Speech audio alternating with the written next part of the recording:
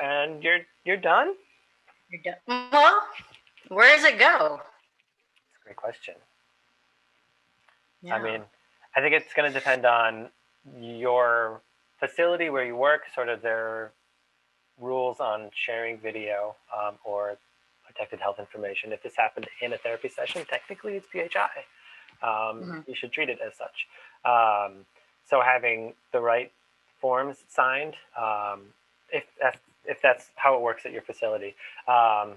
Other places might not operate like that, and you can, depending on your relationship with the families involved, you can host it different ways.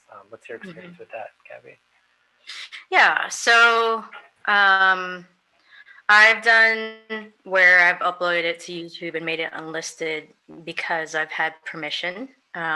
And then in the case of the virtual concert, that was public, but also there was permission for that. But in the past, for other videos, I've also just uploaded it and sent it directly to the staff to watch, or to the families and loved ones. And but when you send it, I've sent it through WeTransfer, which is an expirable link, but you don't lose any of the video quality. I've also hosted it on Dropbox and Google Drive, but again, that's with like a lot of protection. I would suggest against like texting it to the family from one's personal phone. I think those are boundary issues that are best avoided if possible. Again, depending on where you are.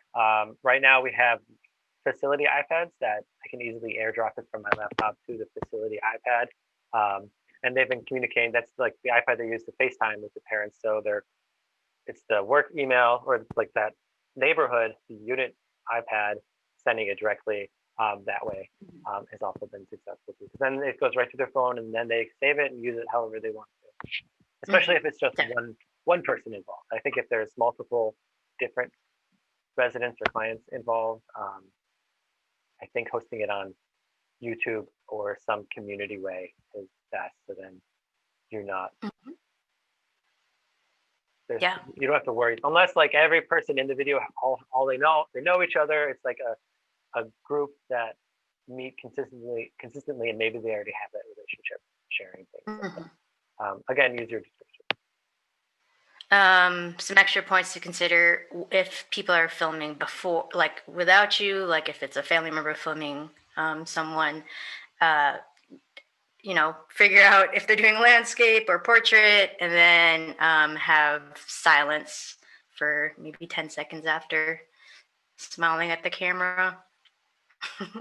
Gives you a little bit of wiggle room to work with in case some weird saxophone player keeps playing afterwards. Oh no!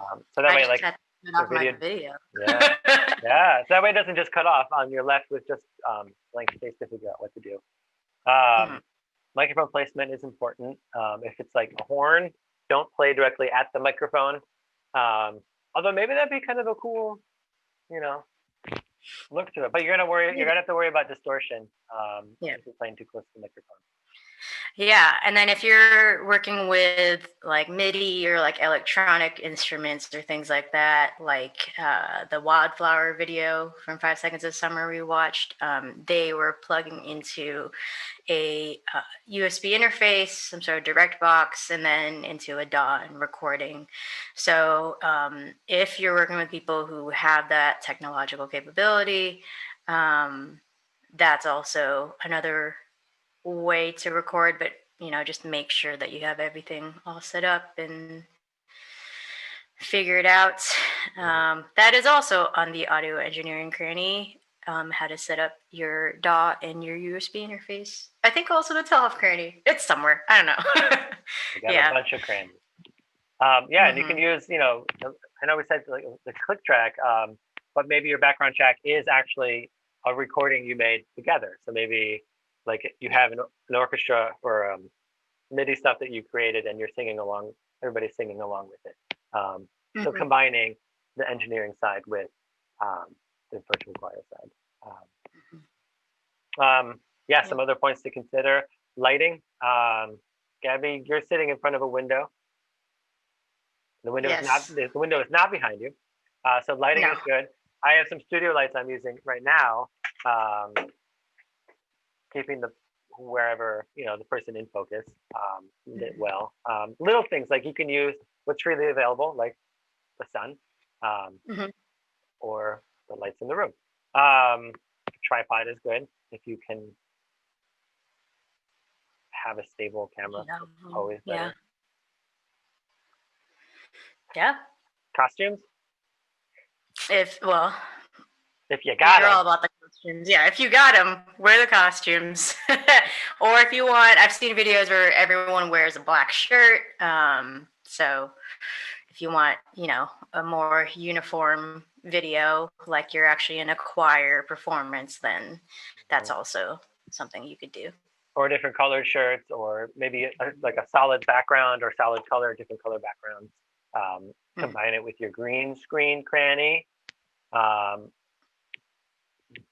Yes. You can you could sing together. Also with Zoom, actually, if you're recording through Zoom with your client, you can also do your virtual background. Like you can change your background to something else, and then turn off your video while you're recording. And so, or while your client is recording, so you guys could, sing in front of an MTV brick wall. So, or you could be on the TV. So Zoom actually, you can have fun with it. They have new filters now. Wow. Oh yeah, they do. They do have new filters. Yeah. I love it. That's easy to sing with that mask up. Very true. Excellent. So you all are now well versed in overversed in virtual choir and band creations. If you have questions, you reach out to us, or there's lots of resources on YouTube. YouTube is our competitor. I apologize. There's only one resource, and that's this. If you have questions, please email, even though we're hosting our videos on YouTube. Yes, we will also be linking a couple of resources that we've found useful. We'll probably put them in a PDF for you guys to look at. And again, if you have any questions, you can contact us. Go to our website at technook.co. Wonderful. All right. Yay.